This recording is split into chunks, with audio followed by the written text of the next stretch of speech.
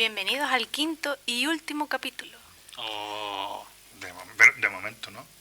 bueno, no se sabe. De ustedes depende. Y de Moya. Porque, pues claro, siempre pueden haber temporadas. Exacto. Bueno, pues como comentamos, es el último capítulo de la temporada de nuestro programa Alfombra Roja. Somos 8,5 ruedas y hoy vamos a hablar de las películas de terror. Existe una emoción primaria que nace de la adversión natural al riesgo o la amenaza y que se manifiesta en todas las personas. Nuestro cerebro sufre una liberación de sustancias químicas que causan, entre otras cosas, que el corazón y la respiración se aceleren o que el cuerpo se ponga tenso. Hablamos del terror, de cuando el miedo ha superado los controles del cerebro y ya no puede pensarse racionalmente. El terror cinematográfico tiene como objetivo provocar esta sensación en el espectador. ¿Quién no ha sentido terror con una película? ¿Cuántos miedos imaginarios han nacido tras ver una película? Hoy hablaremos de las películas de miedo. Chicos, ¿cuál fue la primera película que les causó esa sensación? ¿Señales? ¿La recordáis? Sí, claro.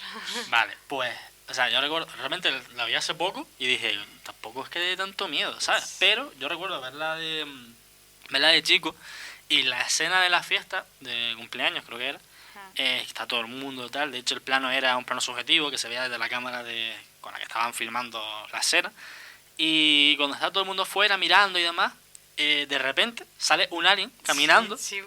Y dije, adiós, o sea, Adiós. me voy de la vida porque me morí en ese momento. Sí. Y después más reciente, así con tema Alien también, la cuarta fase, Ajá. un película que, bueno, tiene bastante polémica porque se decía que, o sea, partía de que era algo verídico, de que era algo real, pero la gente está diciendo, esto no es real. Pero claro, es que lo mezclaba, o sea, Claro. mezclaba la recreación con escenas reales, y las escenas reales eran cuerpos flotando, ¿sabes? Sí. Pero no sé hasta qué punto, y yo creo que eso siempre se va a mantener ahí.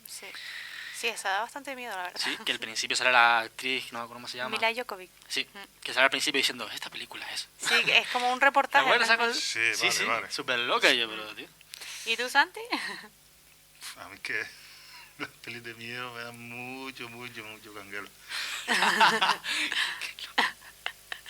A mí la película que me fastidió la infancia fue It, La Cosa. Que a partir de ahí ya todos los payasos me daban miedo, ¿sabes? Porque veía ahí algo raro, ¿sabes? Que en cualquier momento se me podía sacar unos colmillos por la cara, ¿sabes? Bueno, hemos hablado de muchas películas de terror, pero hacemos un repaso rápidamente Sí, de películas de terror. venga. Venga. Vale. Santi. Bueno, pues... No sé si conoces. Sí, bueno, para mí una que me marcó, una de las que me marcó muchísimo, fue la de Pesadilla en Elm Street, Ujú. de 1984, donde creo que debutó Johnny Depp. Sí. Ujú. Y yo creo que no hay nadie de esa época al que Freddy Krueger le causara algún trauma y no quisiera dormir por la noche. Es que de hecho el director de esta película, Wes Craven, su idea, ¿vale? La idea de Pesadillas de Elm Street es una idea real. O sea, surgió tras leer una noticia de unos refugiados camboyanos que murieron inmersos en terribles pesadillas.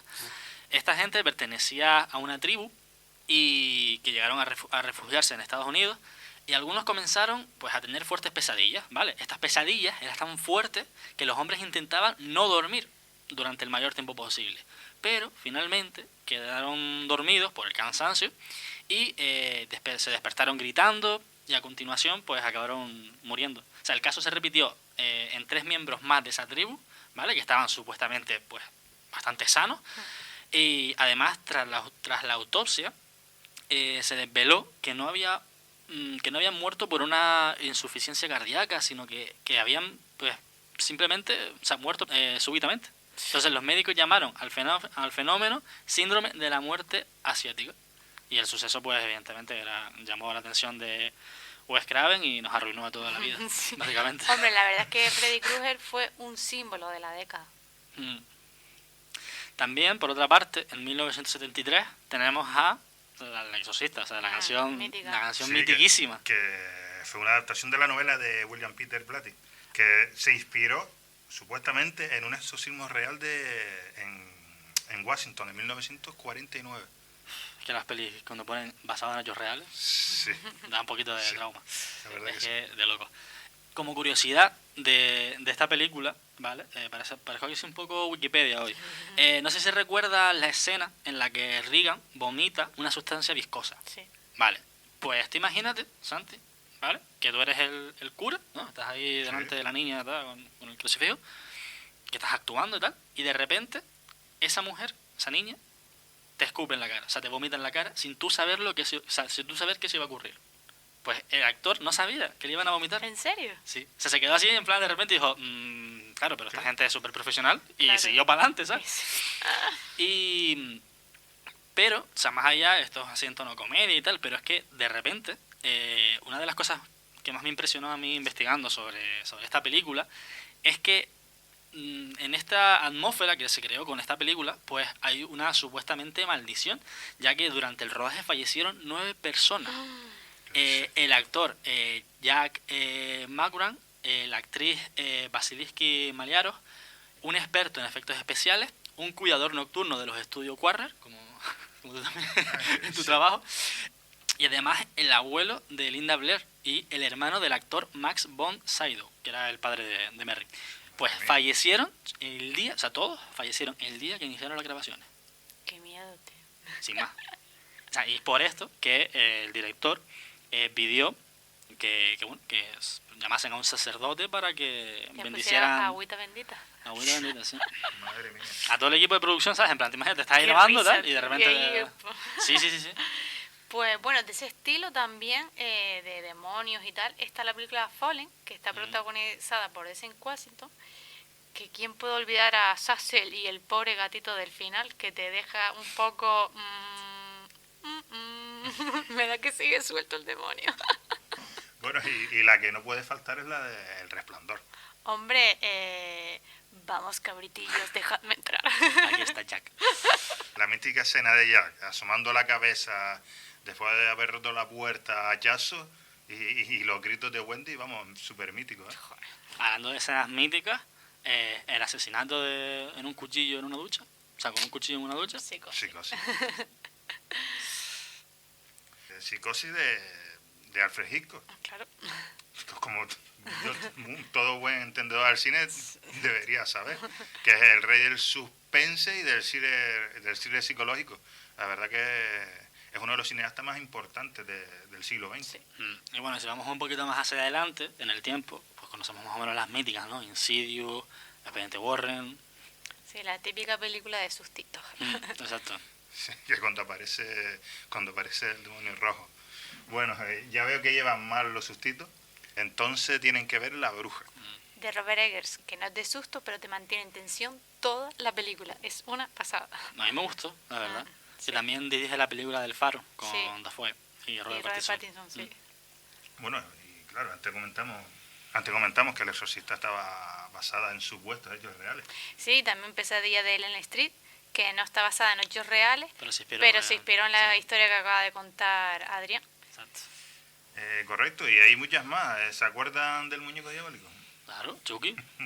También estaba basada en hechos reales esa. Pues está basada en un muñeco, en el muñeco Robert, ¿En serio? que por lo visto una criada de una casa que era experta en vudú, pues le regaló el muñeco al niño de la familia donde ella trabajaba, y supuestamente los padres escuchaban, cuando el niño jugaba con ese muñeco, escuchaba voces, o sea, aparte de la del niño, pues escuchaba voces cuando el niño jugaba con el muñeco. Que le pasaba a los muñecos en Pero Estados Unidos. espérate, que no O sea, sabes lo peor, que el muñeco Robert está expuesto en el Museo de Florida en Estados Unidos y se recomienda pedirle permiso a la hora de sacarle una foto. encima.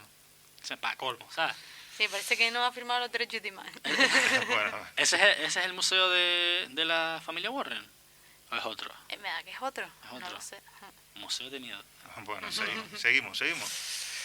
Bueno, sin ir más remedio. O sea, ¿Y qué me dicen de la chica de al lado? a ver, esa historia es muy parecida a la de Sylvia Likens, que es una niña de 16 años que fue torturada hasta morir en Indiana en 1965. A ver, esa película es casi imposible de soportar debido a lo real y violenta que es.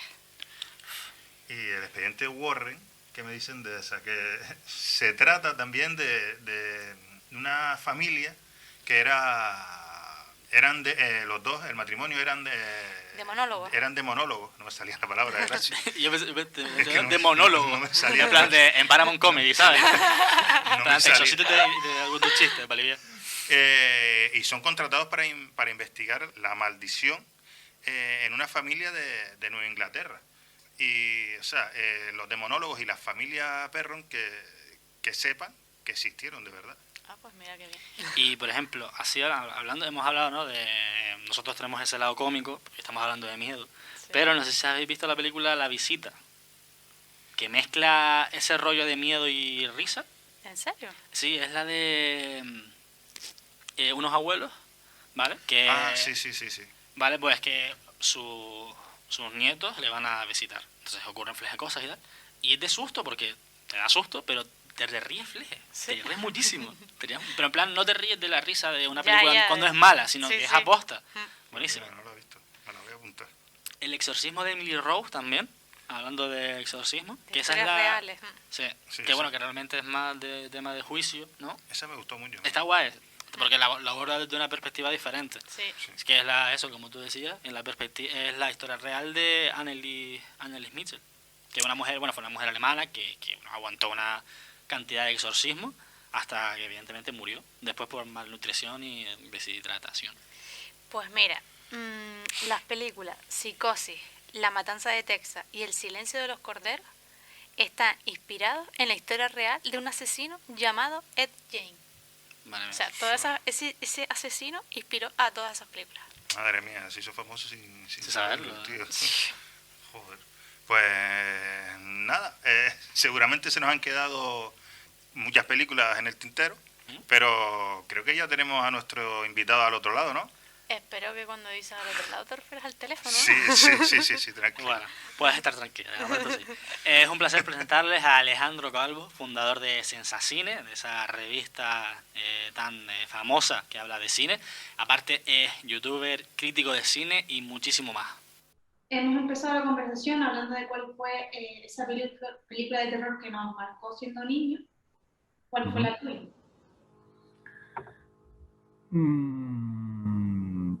Claro, yo soy muy... O sea, yo era otra época y yo veía películas para mayores cuando era muy pequeño, ¿vale? Tenía un colegueo espectacular con el dueño del videoclub de al lado de mi casa y me cogía un montón, ¿no? Era una pasada. Y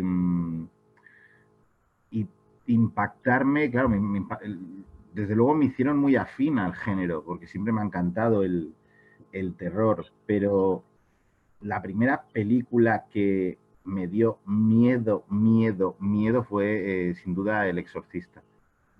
Fue una pasada. Y sobre todo porque, y es algo que le pasa a la gente que no ha visto El Exorcista también, cuando se enfrenta a ella, que pues espera una película de posesiones, ¿no? Y movidas y vómitos y tal. Y si os acordáis, tiene toda una primera parte terrorífica con la niña en el hospital, de pruebas médicas horribles. Y eso porque era un horror muy real, ¿vale? El horror ya de la posesión es un horror ya distinto, una forma de acercarse al terror desde fantástico, pero ese terror era real. Y además yo soy hipocondríaco de toda la vida, también de pequeño, entonces nunca me ha ido bien ver esas cosas. Yo diría que el Exorcista. Y mi peli favorita de terror es La Cosa, porque La Cosa me fascinaba desde... Es que la carátula del videoclub, del VHS. Y es una película que es otro tipo de horror completamente, pero si me impactó fue porque era buenísima. El Exorcista también lo es, pero claro, con La Cosa te diviertes mucho, pese a que es terrorífica. Entonces yo creo que de impactarme el Exorcista fue heavy. Y os diría una tercera, yo hablo mucho, aunque considero... Ay, Dios. No sé cómo se llama, porque mis padres cuando eran jóvenes juntaron a los amigos en casa y pusieron una peli de una serpiente asesina, os lo juro, y era en la ciudad, era una ciudad, y debía ser un exploitation de cutre, de videoclub, con realmente una serpiente que mataba gente. Y nunca he sabido qué película era, nunca lo he sabido. Así que, si lo descubrí, me lo podía o sea, yo me quedé espiando un poco y me pillaron, me mandaron a la cama y realmente yo solo recuerdo ver una serpiente y todos como, ¿sabes? Se habían juntado para ver una peli de terror, que es algo rarísimo en mi padre con mi familia. Y ya está, ese es un recuerdo que tengo de la infancia. Ya después te preguntaré yo, porque a mí también me pasa algo parecido con otra película sobre un gato y de repente hay un plano a ras de suelo que es como un duende y se mete en una casa. Y esa también, yo creo que fue la primera que me dio a mí mucho miedo. Y no sé si se llamaba Los ojos del gato o algo así, no estoy seguro. Los ojos del gato, qué buen nombre. No creo que exista Los ojos del gato, pero lo podemos estudiar, ¿eh? Un duende. El duende da muy mal rollo. Y bueno, para avanzar un poco, yo tenía, por ejemplo, otra pregunta más a nivel sobre tu bagaje, sobre tu carrera, y era cómo se creó Sensacine, cómo fueron los primeros pasos. Vale. Bueno, yo era crítico de cine, ¿vale? Lo dejé, o sea, bueno, soy ingeniero químico, me saqué ingeniería química y nunca me dediqué a la ingeniería química y quise ser crítico desde siempre. Entonces, era freelance, como todo Dios que quiere ser crítico de cine o incluso periodista hoy. Y al me vine a ir a Madrid por mi mujer, que ella era de Madrid, y bueno, me vine a ir con ella y dejé todo en Barcelona. Y aquí me salieron muchas colaboraciones, muchas. O sea, muchas más que en Barcelona, porque al final en Madrid hay mucha actividad de prensa cinematográfica. Bueno, había antes de la pandemia, no o sea, era todo es Zoom, ahora puedes estar en un pueblo y ser un buen periodista. Entonces, Sensacine es una empresa, la empresa madre es una... ¿Qué digo? Que es mi empresa. No, a ver, es una multinacional francesa que tenían una web, que se llama Alocine, que era la web de cine más visitada de Francia y era el medio de cine más importante de Francia. Entonces, con las movidas empresariales de compras, fusiones, fondos de inversión y tal, decidieron que era un producto exportable a todo el mundo, con lo cual empezaron a abrir webs de cine por todo el planeta Tierra, bien lanzándolas desde cero, como fue el caso de Sensacine, o sea, tú coges el modelo francés y lo lanzas desde cero y tienes que hacerlo todo, o bien pues te ibas a, no sé, lo que hicieron en Brasil, pues fueron a Brasil, ¿cuál es la web de cine que más visitas tiene? Esta. La compran y entonces le aplican el modelo a los cines. En nuestro caso fue lanzarla desde cero, entonces me contactaron a mí, azar, o sea, tuve muchísima suerte, la verdad, porque yo tampoco era nadie, y que buscaran un redactor jefe para lanzar todo desde cero. Significa que los primeros meses de Sensacine me dediqué a hacer fichas de películas, básicamente, y series, fichas de actores, como un trabajo muy de hormiguita, y entonces poco a poco pues fuimos creciendo hasta convertirnos en la web más visitada de cine de España. Y ha cambiado mucho la empresa. Claro, la empecé yo solo con un director financiero y ahora el grupo en sí, el último grupo que ha comprado la empresa se llama Webedia y Webedia en España son 250 personas o algo así, 30 y pico webs. Entonces es una evolución empresarial que, mira, en mi vida yo pensaba que iba a estar metido en una cosa así, pero básicamente sigo haciendo lo mismo yo, que es ver películas y hablar de ellas. Básicamente, o sea, sí que tengo un cargo de director de Sensacine y ahora me hacen también, o sea, me han puesto a gestionar Spinoff.com, que Spinoff está muy guay, y es eso. Es un modelo realmente es un modelo, tal como lo lanzamos, muy antiguo ya, de cómo lanzar una web y crear la audiencia. No existía Facebook, no existía YouTube, no existían las redes sociales, era un modelo de kiosco, como si lanzaras la web al kiosco y rezar para que alguien llegara. Sí que estaba Google, claro, pero no tenía ni de coña la importancia que tiene hoy Google, que todo el mundo escribe para Google, lo cual es uno de los grandes fracasos del periodismo. Pero, pues, de una cosa muy artesanal, ahora ya estamos en una dinámica de emporio digital muy fuerte, que sin embargo dentro de mi empresa sí quiere decir que se apuesta mucho por el contenido. Eso en todas las webs del grupo, en Shataka, en sé, directo al paladar, que son juegos que no tienen nada que ver con el cine en principio, pero a mí casi siempre me han dejado hacer lo que he querido, por ejemplo, y en eso me siento muy afortunado. Vale, a ver, sabes que hay personas que el cine de terror pues no les gusta y dicen que para qué pagar para pasarlo mal. ¿Qué opinión te genera eso y por qué es importante mostrar las pelis de terror en el cine? Yo creo que cualquier experiencia de terror, o violenta, o dramática, o triste, es mejor vivirlas en el cine, porque las disfrutas con la distancia de que a ti no te está pasando. O sea, tú puedes estar viendo un slasher de un tío clavando cuchillos en la cabeza a adolescentes y lo puedes vivir como desde una posición incluso divertida, porque no deja de ser una cosa que a ti no te está pasando. Luego cada uno es libre de ver las películas que quiera y de disfrutar con el cine que quiera, y claro, cada uno tiene que elegir el tipo de espectador o el tipo de implicación que quiere tener con el cine, con las películas.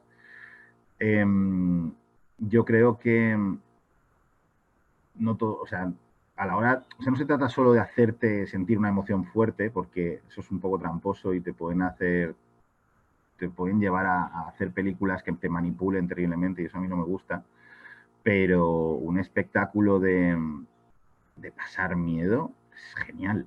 Además, pasas miedo de una forma muy controlada. Puedes pasar muchísimo miedo, todo el miedo del mundo, pero al final es como, ¿no? Eso se acaba y te puedes ir a tu casa y disfrutarlo mucho. Creo que incluso a nivel bioquímico el terror es bueno para la cabeza y para la salud, de la experiencia total que tienes.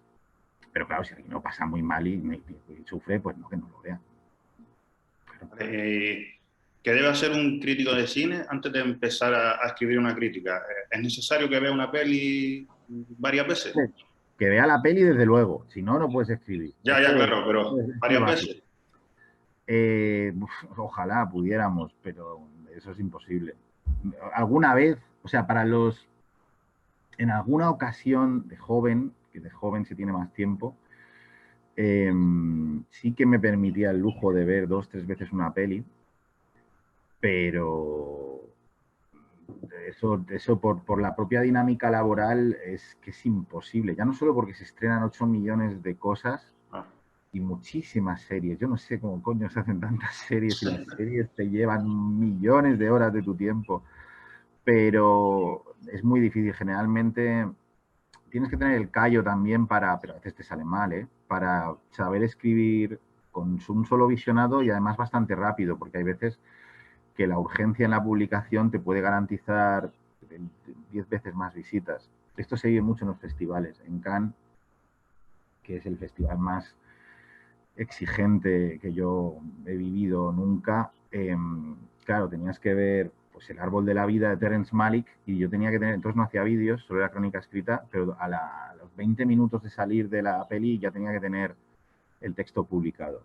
Joder, o sea, significa que estuve toda la peli, siempre pongo El árbol de la vida como ejemplo además, porque esa noche dormí muy poco de lo nervioso que estaba por ver una peli de Terrence Malick nueva, y estuve toda la peli pensando, o sea, como si me fuera a explotar la cabeza viendo la película. Y es una película que te supera, que no es fácil, no es una película, vamos, nada sencilla de analizar, y porque tiene muchas capas, es muy compleja, es una pasada, pero el deber me hacía que a los 20 minutos tenía que tenerlo escrito. Entonces, hombre, pues te equivocas muchas, la cagas. Y con los vídeos también me pasa. La crítica de Once Upon a Time in Hollywood la grabé súper rápido después de ver la peli. Y os puedo asegurar que la propia tensión que tienes tú en Cannes es agotadora. O sea, yo hice 2 horas y media de cola. Llegas, te sientas, esperas otra hora que empiece la película. Arranca, estás viendo la nueva película de Tarantino, sabes que es lo que más gente quiere saber de ese festival, sabes que es el vídeo que más visitas va a tener, y joder, tú quieres disfrutar de la película, no quieres que te pase un Terrence Malick, ¿no? Entonces, con el tiempo sí que he aprendido mucho más a relajarme y disfrutar, sobre todo porque tengo más confianza de alguna forma en mí mismo, no tanto en que lo voy a hacer bien, sino que no pasa nada si no lo hago bien. Y fue a acabar la peli, yo iba con el trípode, con el micro, con todo, salí corriendo, me fui a la parte de atrás del Palacio del Festival de Cannes, que da al mar, me fumé un cigarrillo y en el cigarrillo la pensé. Y dije, vale, ya sé lo que quiero decir. Y entonces sí que va a edición, tarda más, no es como grabarte en directo y tal, pero la tuvimos súper rápido y fue súper bien y creo que esa crítica está bastante bien, además, porque conecté muy bien con la película, etcétera. Ahora, si la llego a ver 3 veces, te hago una crítica 1000 veces mejor, claro, bueno, por supuesto. Pero también hay que entender un poco que el modelo de crítica express, en el fondo la gente quiere saber si es buena o mala, que es algo con lo que yo siempre me peleo mucho porque no quiero hacer eso. Quiero llegar un poco más allá, pero tampoco te puedes pasar de análisis porque la gente no la ha visto. De hecho, cuando tú sales de ver una peli de este tipo, es que solo la has visto tú y los otros 100 que hay en el cine o 200. Entonces no puedes entrar, ya os voy a analizar una secuencia que tal, la gente va a empezarle, eso te dice, es un spoiler, ¿qué tal? Pero luego que tampoco tiene mucho sentido. Ahora, luego ya poder cogerla, desmenuzarla, cortarla. Mira, hoy debería salir la crítica de La mujer en la ventana, que la ha estrenado Netflix hace poco y todo el mundo la odia. Y yo la he visto y me ha encantado.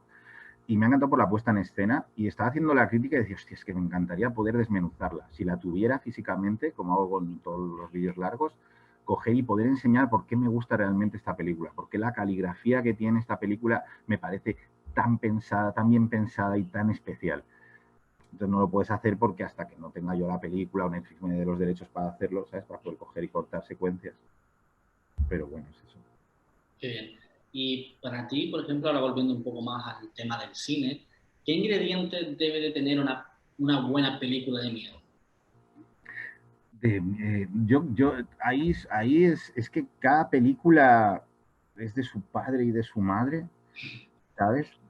Y hay muchos tipos de terror, desde un terror, pues mira, La mujer en la ventana tira mucho del giallo, pues el giallo que es un terror de fetichista, de guantes, de cuchillos, de sangre, o un terror psicológico donde realmente todo te vaya a la cabeza, que es mucho más difícil de construir y puede ser mucho más aterrador. O sea, creo que el género de terror es súper abierto. Creo que también puede ser muy dramático o puede ser muy cómico y también te puede funcionar igual de bien. O sea, ¿sabes? M. Night Shyamalan, por ejemplo, siempre aborda el terror desde el drama para darle mucha profundidad a los personajes y a las situaciones y que no solo tengas miedo por lo que pueda pasar, sino que además haya detrás una base dramática con la cual lo que pase puede ser aún mucho más trágico y luego puedes ver una película totalmente loca yo qué sé, ¿cómo era? Shocker, la de el asesino que iba por la electricidad, el Wes Craven, una cosa así, ¿no? Muy loca y divertirte y también pasar miedo. En ese aspecto no creo que haya recetas para que las películas sean buenas o malas, ¿sabes? Y con los mismos elementos uno puede tener una buena o una mala película. Se trata un poco de cómo se conjuguen, de las aspiraciones que se tengan, ¿no? de la autoconciencia que pueda tener la película de sí misma. O sea, no creo que haya un patrón. A la hora de hacer la crítica de una película, ¿intenta ser lo más objetivo posible o tienes soy súper subjetivo. Sí. Sí, porque la experiencia que todo el mundo tiene al ver una película es una experiencia tremendamente personal. Es difícil de intercambiar una experiencia con la de otra persona y el trabajo del crítico debe ser en parte explicar qué es lo que ha sentido, ¿no? Viendo esa película, que es más allá de las conexiones con otras pelis, con otros directores, las herencias, los análisis de puesta en escena. Lo más difícil es eso, ¿no? Saber poner en palabras lo que tú has sentido viendo esa película. Y creo que es una parte súper importante que, sin embargo, tampoco debe devorar el discurso completo. O sea, yo siempre digo que las críticas tienen que tener mucha más reflexión que opinión. Y no hay nada peor que decir, yo soy muy subjetivo, pero trato de ser subjetivo desde la reflexión, no desde la opinión. Porque si solo digo esta película es una mierda, es una basura, los actores están mal, me ha aburrido, vaya chorrada. Vale, ¿qué estoy aportando? Lo que no te ha gustado. Ya está, no aportas nada más, lo demás es insultos, ¿vale? Entonces, yo os digo, mira, esta película a mí no me gusta, pero dejadme que os la explique, ¿vale? Y entonces os construyo todo lo que a mí se me ha ocurrido. Puedo estar más acertado o más desacertado, pero estoy tratando de construir algo donde ya podemos empezar a entendernos. Porque que a mí me guste y que a otro no le guste no significa ni que yo tenga razón ni que el otro tenga razón. ¿Sabes? Yo, o sea, Zack Snyder es una mierda, por ejemplo, ¿no? Todo el mundo está diciendo, ¿no? Es que Zack Snyder es una mierda o Zack Snyder es un genio. Vale, yo no sé si es una mierda o un genio, pero te voy a hablar del cine de Zack Snyder. ¿Cómo es el cine de Zack Snyder? Y una vez que te lo he tratado de explicar, te digo lo que yo pienso sobre ello. Y a mí me llama mucho la atención cómo hace estas cosas y creo que está loquísimo y creo que en algunas cosas es muy brillante y en otras está totalmente pasado de vueltas, ¿vale? Pero no se trata de nunca de decir me gusta o no me gusta, porque mi abuela Gorgonia, que ya murió con 100 años, también veía películas y también tenía su opinión y yo le decía, abuela, si es que tu opinión es tan buena como la mía, porque es que es verdad. Si a ti te ha gustado, ¿cómo te voy yo a ir a convencer de que no te ha gustado? No, claro que te ha gustado. Pero siempre es subjetivo. No es objetivo. Este ejemplo lo pongo mucho yo. Igual que hay un metro en el Museo de París, que es un metro exacto y que eso es un metro y ni un centímetro más o menos, no hay una película en un museo de París, que diríamos, es muy ad hoc, que diga, no, esto es una película. Y todo lo que se parezca a esto, cuanto más se parezca, más película es. Eso no va así. Las películas son libres, hay millones de diferentes películas y cada una con películas totalmente distintas, del underground a las superproducciones, del autor más rasgado al mainstream, que pueden ser todas buenas o malas, sean de donde sean, en función de cómo es la propia peli. No creo que haya un patrón, repito, al que las películas se deban parecer, ¿no? Como, no, El Padrino, nos ponemos todos de acuerdo que es la película, y siempre te encuentras a alguien que dice, a mí El Padrino me aburre un poco. No, bueno, a este le aburre, bueno, dejémoslo, no le hablemos más. Pero sí que creo que, bueno, pues eso, que tienes que poner algo de ti, algo de tu parte. En los vídeos se nota más porque sales tu cara, sales tú hablando, pero en los textos siempre lo he intentado también. Oye, dejarme que vaya por agua, que estoy Sí, sí, claro, sí.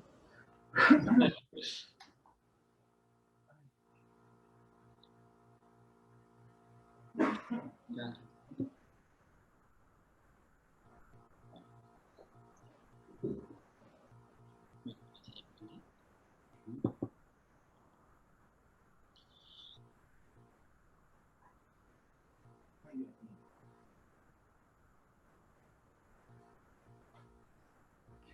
Ya está, disculpad, que tengo la garganta. Y, venga, disparar. Por ejemplo, sabiendo tanto de cine, ¿has tenido alguna vez el gusanillo o esa curiosidad de ponerte en el otro lado, es decir, de ponerte a dirigir una película o en otra faceta dentro del mundillo? Mira, yo siempre digo que no, porque es verdad. Porque además yo no sé ni por dónde se coge una cámara. Pero luego me dicen, no, tío, si tú haces documentales súper largos para YouTube. Y digo, hostia, pues no lo había pensado. Pero realmente quien los hace ahí es más Verónica, que ella es la que dirige y edita. No la... Escribir sí que he escrito mucho, pero cosas para mí. Y realmente la crítica me... Llega un momento a tomar tal control de mi vida que solo me dedico a ello. Entonces, no, la verdad es que no. Miguel Marías es una de las personas más increíbles que yo he conocido como crítico de cine, pero también como persona, que es una maravilla, Miguel.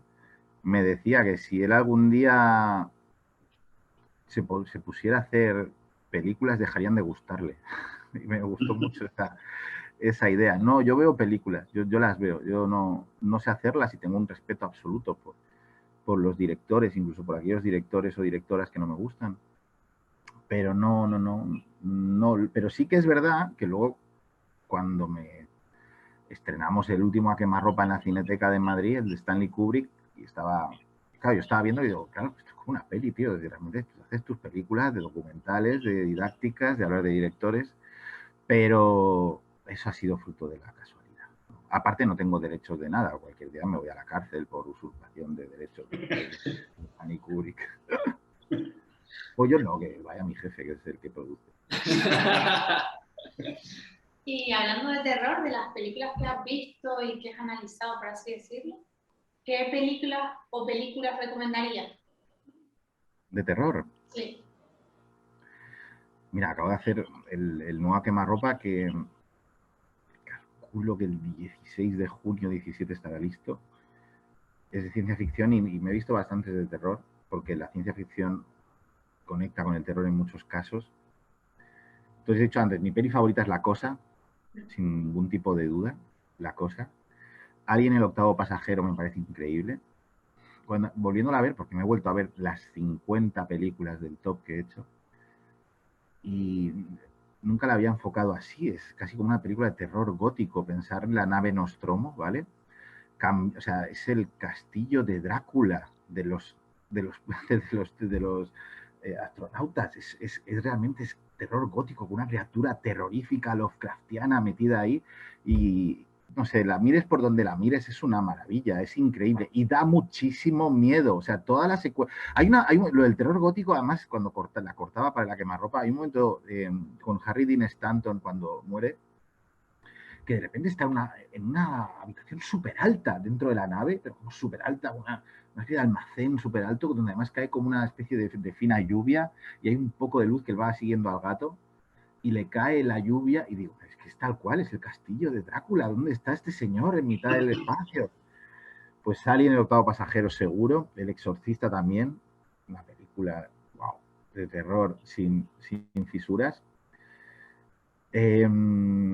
De las nuevas, por no irme tan clásico, se hace muy buen cine de terror. A mí It Follows me gustó mucho. It Follows. Realmente no considero que todo el cine de terror tenga que tener un mensaje metafórico sobre tema político-social o etcétera, pero It Follows me funciona que te mueres, como esa perversión de la sexualidad y tal, y la infección y el asesino implacable, me gusta muchísimo. Y La invasión de los ultracuerpos, de Philip Kaufman, porque hacía años que no me la veía y me la puse para el top, pues yo tenía que decidir cuál ponía, La invasión de los ladrones de cuerpos de Donald Siegel o La invasión de los ultracuerpos de Philip Kaufman. Y me volví a ver la de Kaufman, que me había visto de chaval, y es que me volvió loco. ¡Qué peli! Si parece free cinema británico. Es que qué pasada. Y da miedo. A mí me da mucho miedo, mucho miedo. ¿Sabéis cuál digo siempre? En pelis de terror digo Seven. Que Seven es como el thriller, ¿no? Tal, pues Seven me dio un miedo tremendo cuando la vi en el cine en el 95. ¿Era Seven? ¡Buah! Pero la gente dice, no, eso no es miedo. Entonces, esta es otra discusión, ¿eh? Ya, claro. Ayer tuve una discusión sobre qué es ciencia ficción con otro crítico, que es que no se la deseo a nadie, ¿eh? Madre de Dios. Bueno, y para ir terminando ya, ¿qué consejos le darías a alguien que quiere ser crítico de cine? Que lo sea. Que no se deje... O sea, lo más difícil de ser crítico de cine es cobrar. Por ello. Yo no cobré hasta los 25 años, creo, porque yo escribía gratis, claro, para todo. O sea, yo monté una página web de crítica de cine y lo hice no tanto porque necesitaba que el mundo me conociera y mis textos y mis reflexiones, que eran muy malas entonces, sino porque era una forma de ordenar mi crecimiento como crítico. Porque cuando eres cinéfilo es difícil organizarte, porque el cine es una historia tremenda, hay muchos directores, hay muchos géneros, hay muchas formas de, ¿no? Y puede llegar a colapsarte. Entonces monté realmente una web para organizar el estudio crítico. Y de hecho, esto siempre lo digo, todo lo que estudié en aquella época es la base sobre la que trabajo ahora, y todo lo que no estudié son carencias que tengo. yo estudié a Howard Hawks, me vi todas las pelis de Howard Hawks, me vi todas las pelis de Ingmar Bergman, todas las pelis de Akira Kurosawa.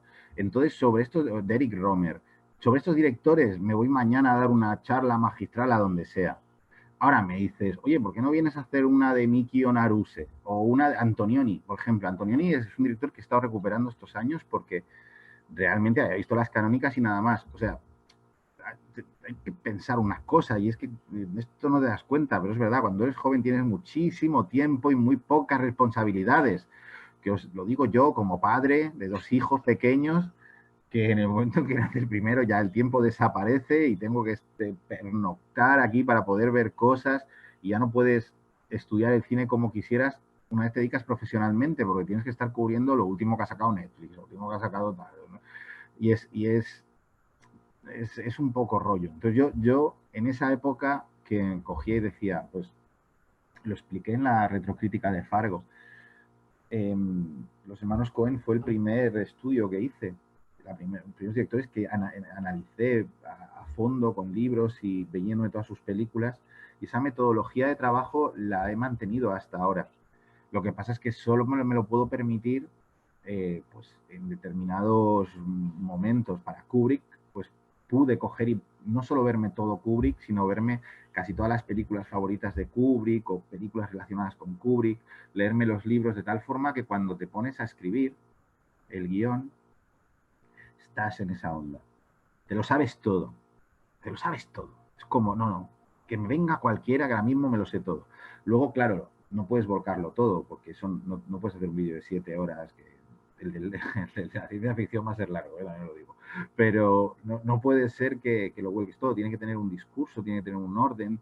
A veces una peli aparece. También yo me encuentro un poco al final con el resultado de los vídeos. Es una sorpresa para mí, incluso editados, es decir, ostras, pues de la naranja mecánica al final no hablé tanto. Y eso que hago diagramas, hago 2 guiones, el técnico con todos los cortes y el narrativo. Y poder hacer eso hoy, con 42 años que tengo, me sigue pareciendo un lujo. Me sigue pareciendo un lujo porque ser crítico de cine es ser estudiante toda tu vida, no dejar de aprender. Y es precioso.